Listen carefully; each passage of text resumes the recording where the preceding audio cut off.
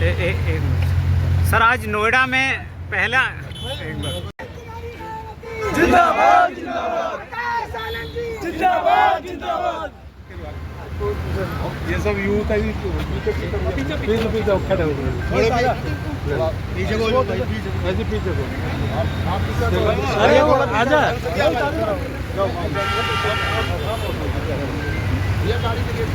यहाँ पहुंचे हैं, मैं उनका आभार व्यक्त करता हूँ और साथ साथ अपने नेता आदरणीय बहन कुमारी मालवीय का भी आभार व्यक्त करता हूँ कि उन्होंने हमारे बीच में हमारे नौजवान साथी को भेजकर आज जो सैलाब यहाँ इकट्ठा हुआ है और एक मैसेज जाएगा, उसके लिए हमारे बहन जी का बहुत बहुत शुक्रिया अदा करते हुए, आकाश भाई का शुक्रिया अदा करते हुए और जिन भाइयों ने इस प्रोग्राम को सफल करने के लिए पूरा वक्त दिया उनका आभार व्यक्त करते हुए और जो मेरे कोने कोने सारे मोहतरम बुजुर्ग नौजवान साथी मार बहने, उन सबका आभार व्यक्त करते हुए अपनी बात को खत्म करता हूँ। जय भीम, जय भारत, खुदा। ये देखिए साथियों, विपिन विभाग जो है वो भी उनकी हालत कांग्रेस समाज पार्टी जिंदाबाद जिंदाबाद जिंदाबाद, राष्ट्रवादी पार्टी जिंदाबाद जिंदाबाद जिंदाबाद, बाबा साहब डॉक्टर भीमराव अम्बेडकर अमर रहे अमर रहे अमर रहे, बाबा साहब डॉक्टर भीमराव अम्बेडकर अमर रहे अमर रहे अमर रहे, मानव श्री काशीनाथ राव अमर रहे अमर रहे अमर रहे, मानव श्री आकाश आनंद जी जिंदाबाद जिंदाबाद जिंदाबाद, मानव श्री आकाश आनंद जी जिंदाबाद जिंदाबाद जिंदाबाद, सरदार के सम्मान में, सरदार के सम्मान में,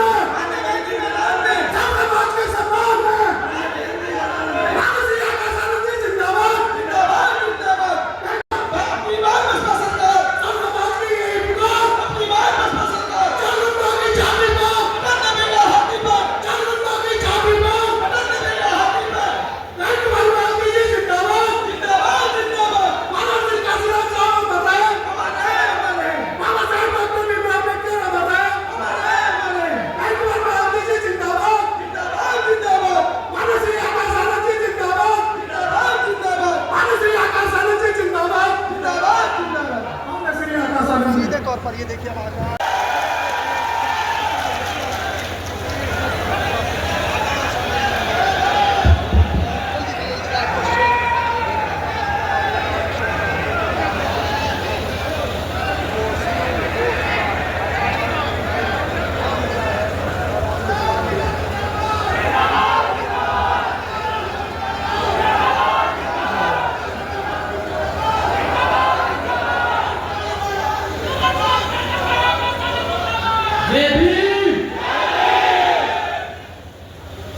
साथियों,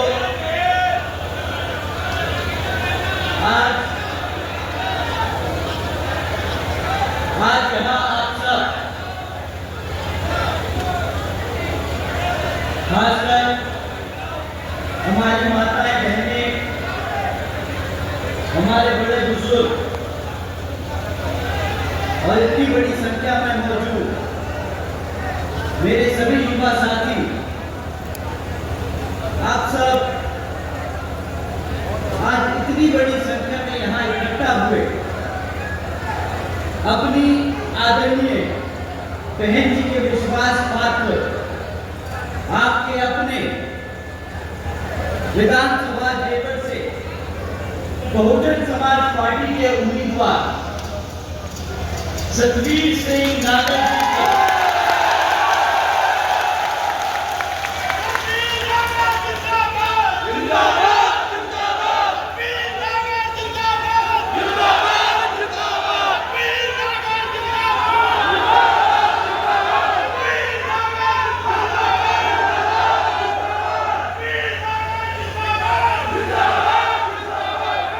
के अपने सतवीर सिंह नागर जी के समर्थन में आप सब इकट्ठा हुए, तो आप सभी का मैं तहे दिल से आभार प्रकट करता हूं। साथ ही आज इस सभा को सफल बनाने के लिए पिछले कुछ दिनों से हमारे पार्टी के सभी नेतागण, जिसमें खासकर आदरणीय पूर्व सांसद श्री मुमताज अली जी, श्री नरेश गौतम जी, श्री कृष्ण इंदौरिया जी, श्री नकीम सिंह जी, श्री राजेंद्र सिंह जी, श्री ओम प्रकाश कश्यप जी और उनके साथ साथ हमारे सभी जिला विधानसभा व भाईचारा समेत कमेटी के सभी सदस्य लोग, आप सभी का मैं तहे दिल से आभार प्रकट करता हूं। साथ ही आज मैं आदरणीय बहन जी के संदेश पर हम सभी से जुड़े कुछ जरूरी मुद्दे आप लोगों के बीच में रखने से पहले समय समय पर जन्मे महान संतों गुरुओं में से खासकर महात्मा ज्योतिबा फूले, छत्रपति शाहू जी महाराज, श्री नारायण गुरु, बाबा साहब डॉक्टर भीमराव अंबेडकर जी एवं बीएसपी के संस्थापक मान्यवर साहब श्री कांशीराम जी को नमन करता हूँ। साथियों, मैं बहुजन समाज पार्टी की राष्ट्रीय अध्यक्ष व उत्तर प्रदेश की 4 बार रही मुख्यमंत्री एवं पूर्व सांसद आदरणीय बहन जी के नाम से लोकप्रिय बहन कुमारी मायावती जी का भी पूरे दिल से आभार प्रकट करता हूं। आपने अपनी पूरी जिंदगी बहुजन समाज पार्टी के जन्मदाता एवं संस्थापक मान्यवर साहब श्री कांशीराम जी के बताए हुए रास्ते पर चलकर परंतु के बाबा साहब डॉक्टर भीमराव अंबेडकर जी के मानवतावादी एवं आत्मसम्मान व स्वाभिमान के मूवमेंट को अपने आजीवन त्याग, तपस्या व कड़े संघर्ष से एक नई राजनीतिक ऊर्जा व शक्ति और पहचान दी है तथा आपके उत्तर प्रदेश में अपनी पार्टी बीएसपी के नेतृत्व में सरकार बनाकर खासकर हमारे बहुजन समाज के लिए एक ऐसी मिसाल बन चुकी है जिससे प्रेरणा लेकर करोड़ों लोग यहाँ सामाजिक परिवर्तन व आर्थिक तरक्की के इस मिशन कार्य से जुड़े हैं। इतना ही नहीं बल्कि मैं खुद भी उनसे प्रभावित होकर बीएसपी मूवमेंट से जुड़ा हूँ और उनके पद चिन्हों पर चलकर इस मिशनरी दायित्व व कर्तव्य व फर्ज को अपनी आखिरी सांस तक निभाने की पूरी कोशिश करता रहूंगा। साथियों, जैसा कि आप जानते हैं कि आपके प्रदेश में पिछले 10 सालों से भाजपा की सरकार सत्ता में आसीन है। इन लोगों ने पिछले 10 सालों में क्या काम किया है आप लोगों को जानना बहुत जरूरी है। आने वाले विधानसभा चुनाव में ये लोग आप लोगों के बीच में आकर कई किस्म के वादे, अपने मैनिफेस्टो और विज्ञापन देकर अपनी कमियों को छुपाने का काम जरूर करेंगे, परंतु आपको इनकी सच्चाई, इनकी हकीकत जानना बहुत जरूरी है। इन्होंने पिछले 10 सालों में कुछ किया ना किया, परंतु विज्ञापन देने में ये कभी पीछे नहीं गए। इन्होंने विज्ञापन दिया विकसित उत्तर प्रदेश का, इन्होंने कई विज्ञापन दिए एक शिक्षित उत्तर प्रदेश के, उन्होंने विज्ञापन दिया एक सुरक्षित उत्तर प्रदेश का। मैं भाजपा की सरकार की कमियां गिनाने नहीं आया हूं, उनका रिपोर्ट कार्ड लेके आया हूं। मैं सिर्फ इस मंच से उनका रिपोर्ट कार्ड आप लोगों के बीच में रखना चाहता हूं और जो हमारे समाज, हमारे लोग, उनकी समस्या है। आज मीडिया बंधु जो यहाँ इतनी बड़ी संख्या में मौजूद हैं, आपके माध्यम से पूरे देश भर में, पूरे उत्तर प्रदेश में लोगों के बीच में रखना चाहता हूँ। साथियों, पिछले 10 सालों में भाजपा की उत्तर प्रदेश की सरकार ने 7,000 से ज्यादा करोड़ रुपए विज्ञापन लगाकर आप लोगों को गुमराह कर अपनी कमियों को छुपाने का काम किया है। पिछले 10 सालों में 7,000 करोड़ रुपए उन्होंने खर्च किए अपनी कमियों को छुपाने के लिए, परंतु उनके पास पैसे नहीं थे। जब झांसी में सरकारी अस्पताल में जब आग लग गई और 10 छोटे बच्चे अपनी जिंदगी खो गए, उसके लिए इनके पास पैसे नहीं थे, पर अपने विज्ञापनों के लिए इनके पास भरपूर पैसा पड़ा। इनके पास 7,000 करोड़ रुपए है विज्ञापन छाप के ये दिखाने के लिए कि हम लोगों को नौकरी में निकालने का काम कर रहे हैं। परंतु हकीकत तो ये है कि 13 लाख से ज्यादा सरकारी पद आज भी खाली पड़े हैं। 7,000 करोड़ हम सरकारी खजाना विज्ञापन देने में खर्च सकते हैं, परंतु जो 13 लाख जो सरकारी पद खाली पड़े हैं वो हमारे युवा साथियों को नौकरी देने का काम नहीं कर रहे हैं। जो सरकारी नौकरी बची खुची थी उसको कॉन्ट्रैक्चुअल जरूर बना दिया ताकि जो हमारे समाज के लोगों के लिए बाबा साहब डॉक्टर भीमराव अम्बेडकर जी ने संविधान में आरक्षण की व्यवस्था तय करी वो ना देना पड़े। आप इनकी मानसिकता को इनके काम से समझने की कोशिश कीजिए, इनके हर एक एक्शन से समझने की कोशिश कीजिए। इनके पास 7,000 करोड़ थे विज्ञापन छाप के ये दिखाने के लिए कि हम अपने बच्चों को पढ़ा रहे हैं, पर आपको जानकर हैरानी होगी कि पिछले 10 सालों में हमारे उत्तर प्रदेश में ही इन्होंने 25,000 से ज्यादा स्कूल बंद करने का काम किया। अगर आपके पास 7,000 करोड़ रुपए हैं ये विज्ञापन देने के लिए, तो क्या आपके पास हमारे बच्चों को पढ़ाने के लिए स्कूल खोलने के पैसे नहीं? आप लोगों को ये सवाल साथियों उठाना पड़ेगा। तो साथियों, मैं एक करके इनका रिपोर्ट कार्ड आप लोगों के बीच में रखता हूं। अगर हम लॉ एंड ऑर्डर की बात करें, आपको बहुत अच्छे से ब्रांड किया है, कहा है ये इनकाउंटर की सरकार है, यहाँ पर आदरणीय मुख्यमंत्री जी के राज्य में यहाँ पर लॉ एंड ऑर्डर एकदम चुस्त और दुरुस्त है, पर हकीकत कुछ और कहती है। पिछले 10 सालों में ये लगातार रिकॉर्ड कहता आया है कि हर साल 30,000 से ज्यादा हत्या हमारे उत्तर प्रदेश में हो रही है। 65,000 से ज्यादा महिलाओं के खिलाफ केस दर्ज होते हैं। छेड़छाड़ के केस हर साल 65,000 से ज्यादा महिलाओं के खिलाफ अत्याचार के केस दर्ज होते हैं। 10,000 से ज्यादा किडनैपिंग, एक्सटॉर्शन, रैकेटियरिंग के केस दर्ज हो रहे हैं। ये मैं अपने आप से नहीं कह रहा, ये सरकार का रिपोर्ट कार्ड इनके लिए खुद कहता है, ये एनसीआरटी का आंकड़ा है। और साथियों, आप इन आंकड़ों को हल्कों में मत लेना।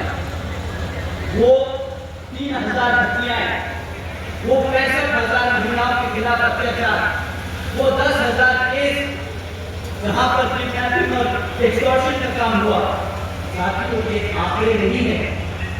हर उस आंकड़े के पीछे छिपा किसी की माँ, किसी की बहन, किसी का दोस्त तो किसी का पिता है। ये आंकड़े नहीं, ये सरकार का रिपोर्ट कार्ड है, ये सरकार की सच्चाई है। जो अपने आप को लॉ एंड ऑर्डर में अव्वल कहती है, ये उसकी सच्चाई है। आप लोगों को ये चीज दुनिया पूरे देश भर में बताना है। साथियों, दूसरा सबसे बड़ा इंपॉर्टेंट मुद्दा शिक्षा और रोजगार। आजकल हम सब जानते हैं कि हमारे युवा कितने युवा बेरोजगार घूम रहे हैं, परंतु वो बेरोजगारी तक पहुंचने के लिए पहले पढ़ाई करते हैं, नौकरी लायक बनने के लिए पढ़ाई करते हैं। तो साथियों, इनका पिछले 10 साल का रिकॉर्ड कहता है कि इन्होंने नए स्कूल नहीं खोले। पिछले 10 सालों में उत्तर प्रदेश में नए स्कूल नहीं खुले, परंतु 25,000 से ज्यादा स्कूल बंद कर दिए गए। जब इनसे आप सवाल पूछोगे कि भाई 25,000 स्कूल तुमने बंद क्यों किए, ये पलट कर बोलेंगे कि भाई हमारे पास पैसे नहीं है, हमारे पास शिक्षकों को पैसे पढ़ाने के लिए पैसे नहीं। परंतु सच्चाई बात आपको मैंने पहले कहा कि तुम्हारे पास 7,000 करोड़ रुपए है, अपना विज्ञापन छाप के पूरे उत्तर प्रदेश में दिखाने के लिए तुम क्या काम कर रहे हो। और जब तुमसे सवाल करते हैं कि हमारे बच्चों को स्कूलों में पढ़ाने के लिए तुम्हारे पास शिक्षक क्यों नहीं, तो तुम कहते हो हमारे पास पैसे नहीं। और ये जब आपसे कहें कि पैसे नहीं, तो मैं अपने सभी युवा साथियों से कहना चाहूंगा, करने के लिए आंदोलन हो रहा है।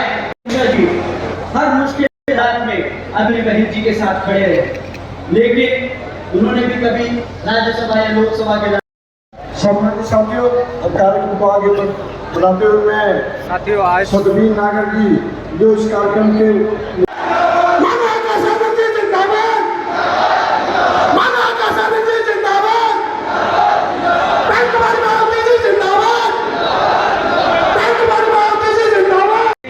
फर्जी केसों में फंसाने की कोशिश करें, पर बहुजन समाज पार्टी के राष्ट्रीय महासचिव की तरह उन्होंने कभी अन्य बहन जी का साथ नहीं छोड़ा।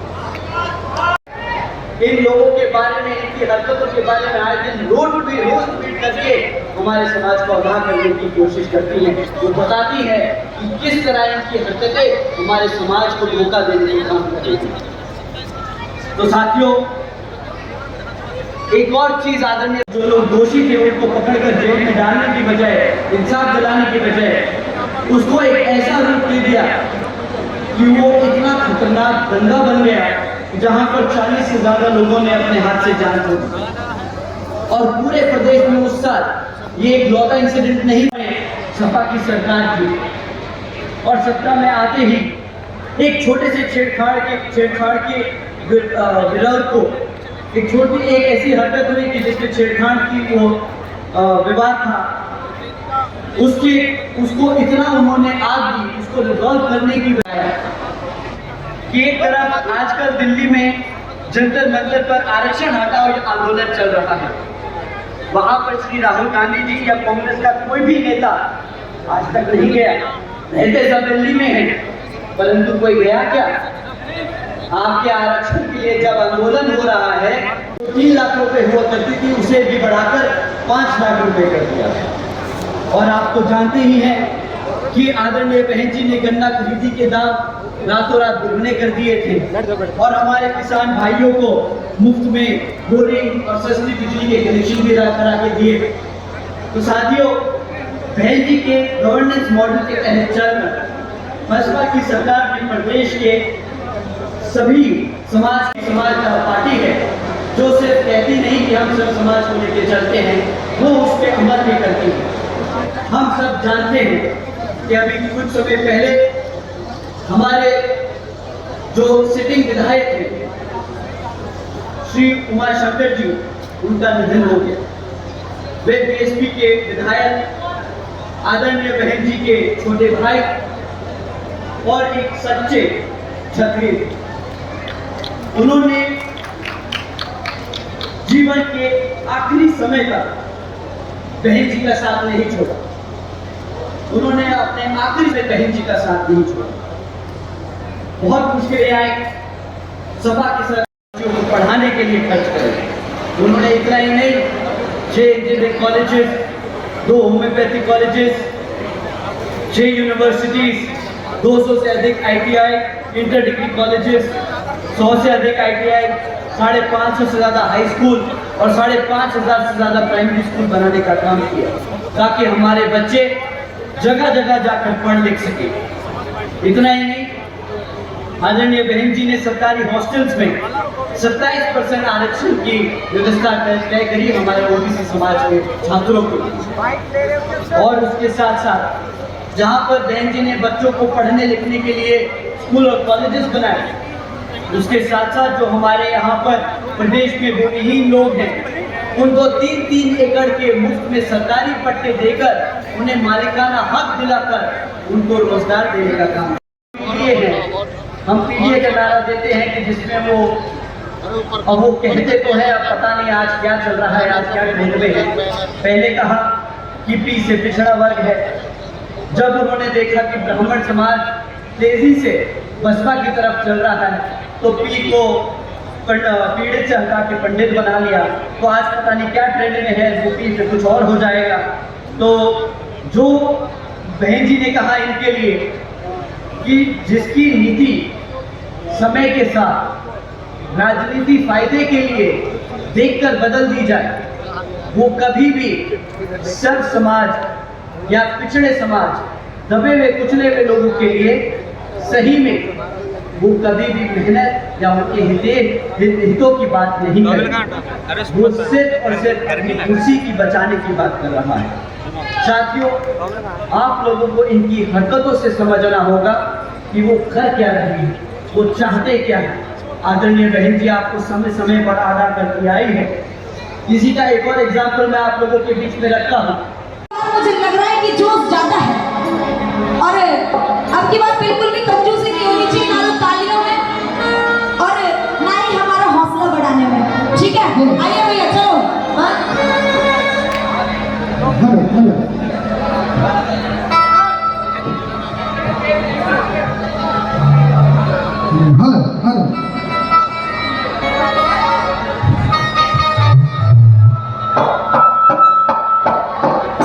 ओ यहाँ राज्य सोता लाने को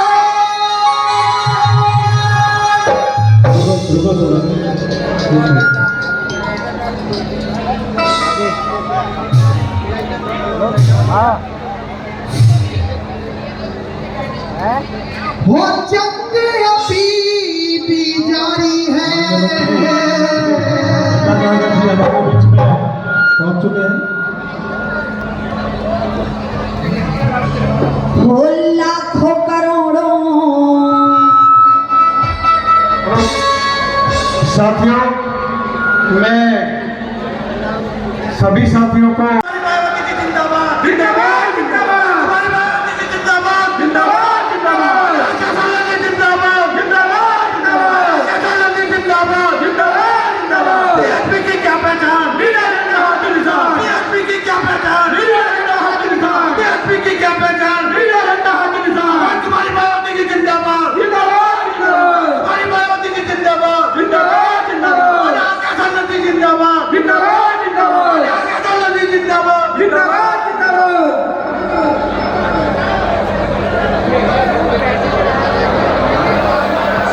साथियों, जिनका हमें बेसब्री से इंतजार था।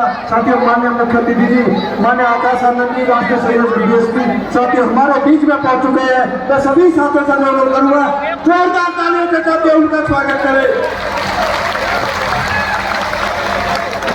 साथियों, हमें कार्यक्रम को आगे बढ़ाते हुए उनके स्वागत और सम्मान में मैं बड़ी माला पहनाने के लिए से स्वागत करने के लिए मैं नाम आमंत्रित करता हूँ। श्री कृष्ण गौरिया जी, मंडल कोऑर्डिनेटर श्री नरेश गौतम जी, श्री लक्ष्मी सिंह जी जो हमारे जनपद के सम्मानित जिलाध्यक्ष हैं, श्री ओम प्रकाश कश्यप जी, श्री ओमवीर जी, श्री राजेंद्र सोलंकी जी, श्री नरेश उपाध्याय जी, श्री अनस जावेद जी, श्री मनवीर भाटी जी, श्री फिरोज सिंह गुर्जर जी, ओम प्रकाश एडवोकेट जी, मेरे सभी साथियों से के सामने वाला भारतीय चुनाव चिन्ह के सामने वाले बटन को दबाकर आपके अपने भाई सतबीर नागर जी को भारी मतों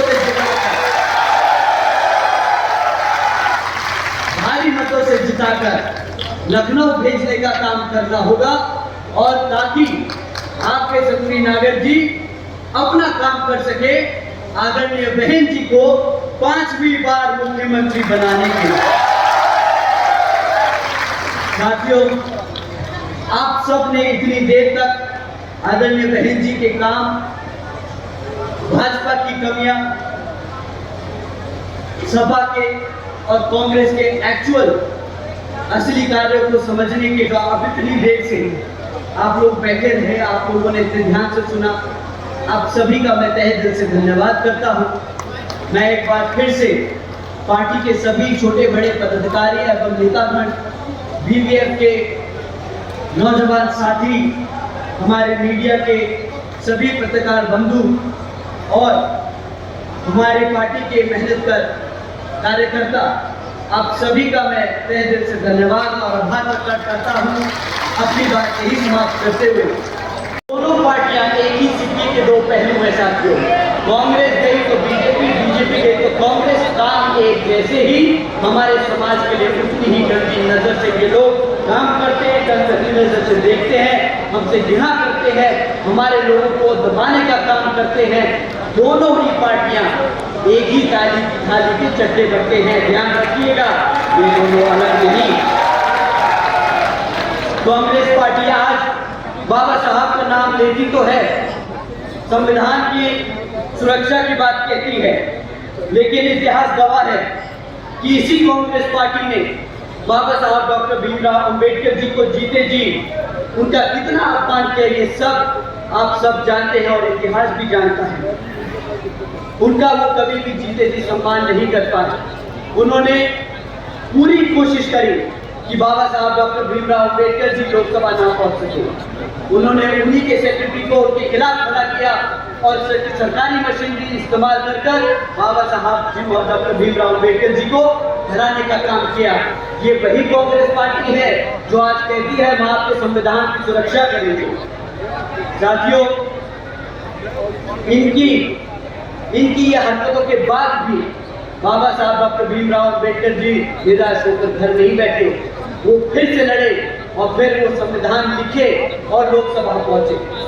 परंतु उसके बाद भी क्या हुआ, उनको परेशान कर समर्थक पाल समाज से आने वाले, धनगर समाज से आने वाले, हर समाज के लोग, बसपा के समर्थक सिपाही, हर वर्ग, हर समाज के लोग बहुजन समाज पार्टी के राष्ट्रीय अध्यक्ष बहन कुमारी मायावती जी को अपना नेता मानते हैं। क्यों?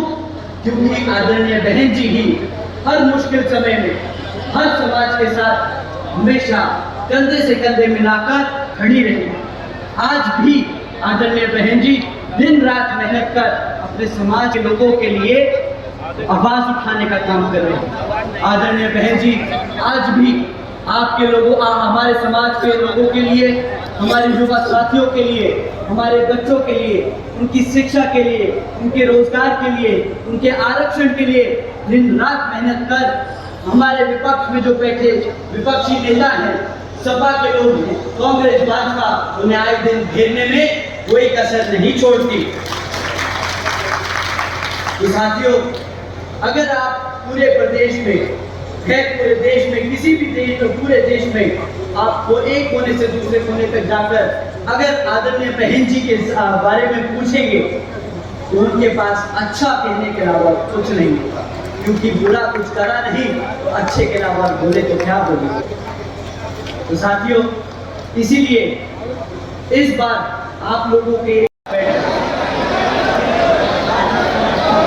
साथियों, जब दिल्ली के जंतर मंतर पर हमारे युवा साथी अपनी समस्याओं को लेकर सड़क पर उतरे तो कांग्रेस और उनके सहयोगी दलों ने रातों रात उस आंदोलन को हाईजैक कर लिया। छात्राओं के कंधों पर बंदूक रखकर अपनी राजनीति चमकाने का काम किया और उसी की आड़ में संसद भी नहीं चलने दी, ताकि महंगाई, बेरोजगारी और गरीबी जैसे महत्वपूर्ण मुद्दे उन पर बहस ना हो सके। पर इनकी किस्मत थोड़ी सी खराब है कि दिल्ली का आंदोलन खत्म होने के बाद तुरंत ही वही युवा साथी, वही हमारे जेनजी, वही छात्र, वही उन मुद्दों को लेके सड़क पर उतर आए। कहां? इनके झारखंड में। और झारखंड में किसकी सरकार है? आपके राहुल गांधी जी की। अब क्या करेंगे वो? भाई, अगर वो सही में छात्रों के साथ खड़े होते तो वहां पर तो इंसाफ दिलाते, परंतु वहां पे छात्रों को क्या मिला?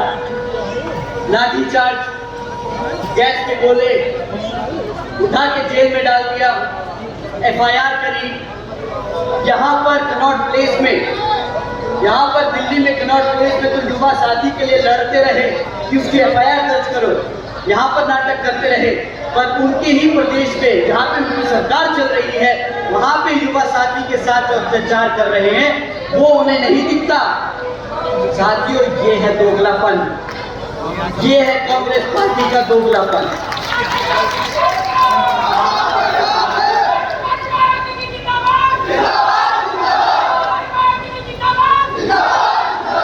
आदरणीय बहन जी ने, लोगों ने उन दंगों में अपनी जान खो।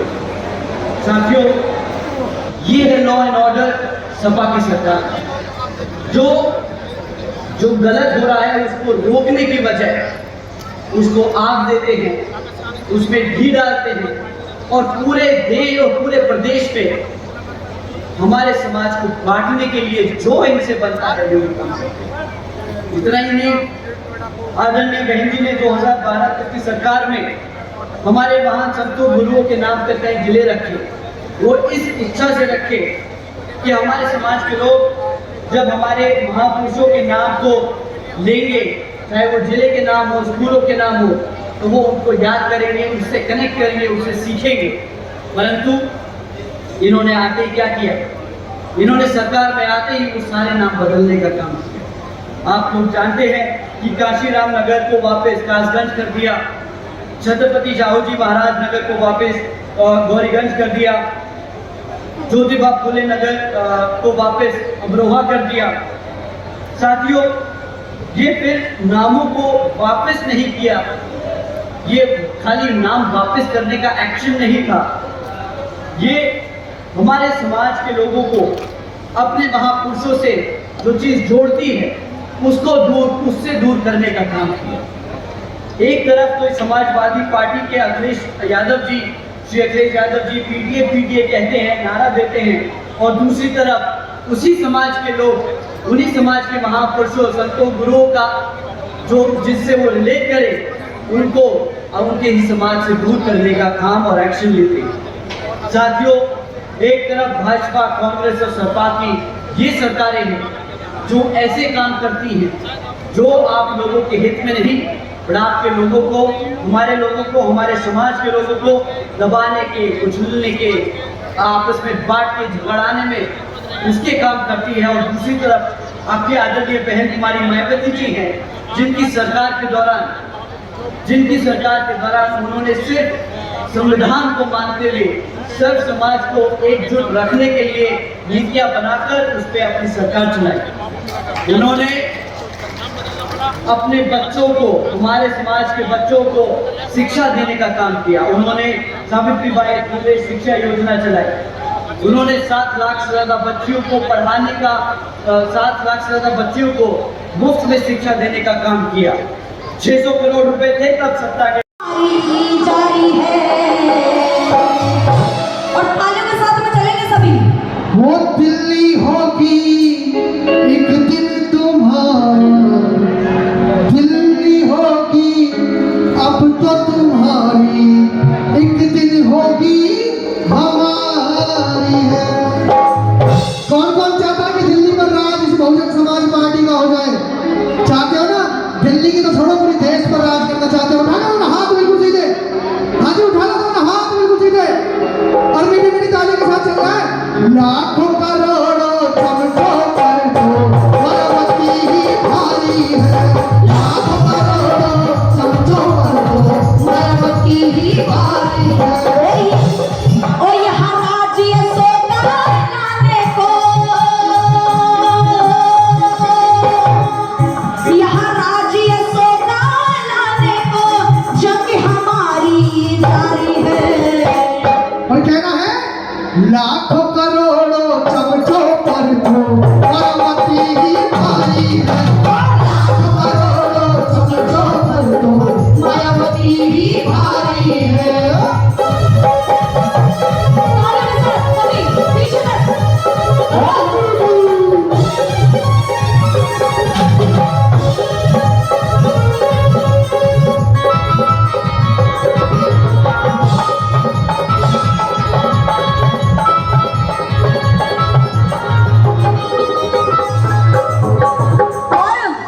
हो मायावती को सीएम बनाना कौन कौन चाहता है? सभी चाहते हो? ढीले मत पड़ो बिल्कुल भी, क्योंकि अब तो जोश बिल्कुल आना चाहिए, बिल्कुल ताकत से। कृष्णा, मेरे को लग रहा है उधर वाले नहीं चाहते। हाँ जी, उधर वालों कौन कौन चाहता है बहन जी को सीएम बनाना? हाथ नहीं उठे अभी। और उठा लो। मैं भैया से कहूंगा एक वीडियो बना ले, खड़े हो जाइए। इंस्टाग्राम के लिए वीडियो पक्का वायरल होगी कि गौतम बुद्ध की नगर की भूमि पर बहन जी का कार्यक्रम हुआ है और कई हजारों की तादाद में जनता आई, इसलिए। और इधर सुनो, मंच पर जितने भी साथी बैठे, कौन कौन चाहता है बहन जी को सीएम बनाना? सभी चाहते हो? दोनों हाथ उठा करके बताओ, और चलेंगे तालियों के साथ। हो मायावती को सीएम बनाना सब जन की तैयारी है। और लाखों करोड़ों चमचों पर तो मायावती ही भारी है, लाखों करोड़ों चमचों पर तो मायावती ही भारी है। क्या बात है?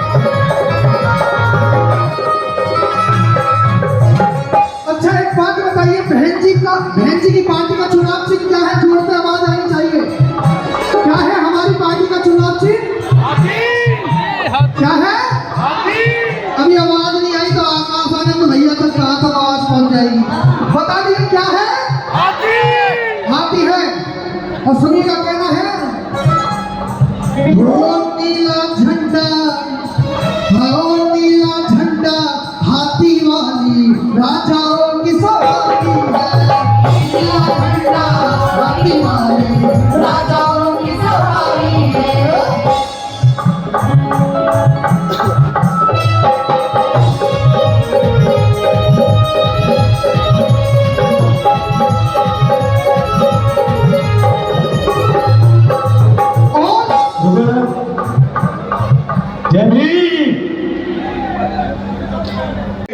मंचासीन सभी का मैं हृदय से धन्यवाद करता साथियों। और मेरे साथियों, अभी आपने हमारे मुख्य अतिथि को सुना, उन्होंने विस्तार से अपने और प्रदेश के बारे में सब कुछ अवगत कराया। मैं तो केवल इतना कहूँगा, आने वाले युवा साथियों का धन्यवाद करता हूँ और सभी मंचासीन का धन्यवाद करता हूँ। और आदरणीय बहन जी ने मुझे जो विश्वास करा, मुझे जो आशीर्वाद दिया है, इसको मैं हमेशा ऐसे ऊपर आगे बढ़ाता रहूंगा।